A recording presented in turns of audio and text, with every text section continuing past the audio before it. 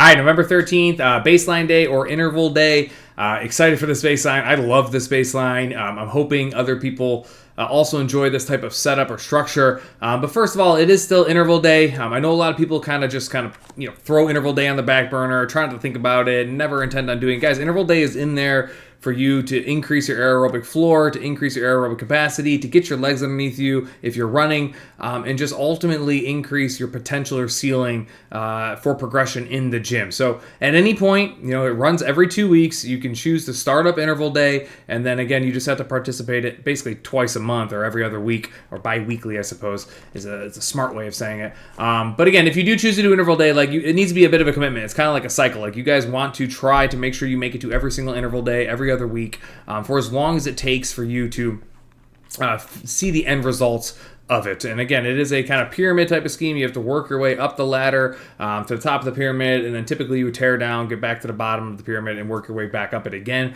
But it being every 2 weeks, it's a little bit more efficient than it once was when we had it just once a month. So again, if you want to think about it, I would love for more people to participate in interval day instead of pretending like it doesn't exist. Now, the baseline, 300. The last time we did this was last April. So we did do this in the new gym. Again, I can't state how much I just enjoy doing this type of workout in terms of the flow and how it goes. For anybody that's never done this before, maybe you guys just simply don't remember.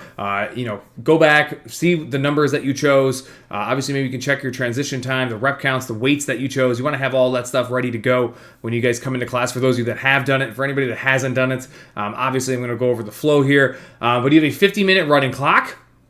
Your goal, which is why it's called 300, is to do 300 total calories, 100 on the bike, 100 on the rower, and 100 on the treadmill. When I created this way back, we obviously did not have access to Ski-Erg, so Ski-Erg is kind of like the redhead stepchild here, and they're kind of pushed to the side in a lot of these baselines because, again, it didn't exist originally. But the blue, as I spoke about in a prior video for a workout earlier this week, remember, is the harder choice. It's the advanced choice. There's no pressure for anybody to take or make that choice.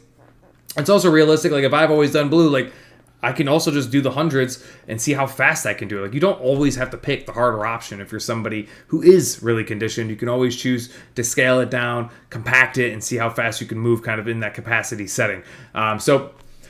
50-minute running clock. The clock's going to beep every 2.5 minutes, and basically how this works is you're just accumulating calories. So you guys are going to start on the bike. Obviously, anybody that's done these types of workouts before, often the first round is your most advantageous round to put a lot of energy into it because you get a full 2.5 minutes on the bike, whereas the remainder of this workout, you will never get 2.5 minutes uninterrupted again. So a lot of times you do, which is interesting. It's a fun little strategy. How hard do you really want to try to take advantage of that 2.5 minutes? Because again, you have to be able to recoil off of that and continue to move after the first 2.5 minutes. So fun little strategic game there and how well you know yourself. But you get 2.5 minutes unbroken. Let's just say I do 20 calories, all right? Hypothetically, at the 2.5 minute mark, I'm going to hop off. I got to go to the ground or to the floor. If I'm on the bike, then I'm on number 1, which means I'm doing double press. I'm going to choose 6, 8, or 10 single arm double presses. Let's just say I pick 6. I'm going to do 6. I'm going to go back to the bike, and then I have until the 5-minute mark to accumulate as many calories as I can of that 100 calories on the bike. And you're just going to keep doing that until you finish 100 calories, all right? So let's just say I finish at the 9-minute and 30-second mark, right? So at 9 minutes and 30 seconds, I finished 100 calories. The next stop and transition to the floor is at 10, so I have 30 seconds there to transition to the rower and try to get a couple strokes in and accumulate some calories on the rower before I then have to stop and start doing the ground to shoulders. And there's one big caveat in here, kind of like a gray area, and I wrote it down here in asterisks because a lot of people would take advantage of this the first few times we did it, and I just want to make it clear. So let's say, and this will happen to people, and whoever coaches this class hopefully reiterates this in class. Let's say, same concept, I finish 100 calories at the 9-minute and 58-second mark, right? I have 2 seconds left. 9-minute, 58-second mark, clock beeps. A lot of people in the old days would just roll right to the rower, right? They finish the bike. They don't feel like they have to do anything on the floor because they just finished. New round starts. I'm just going to go to the rower.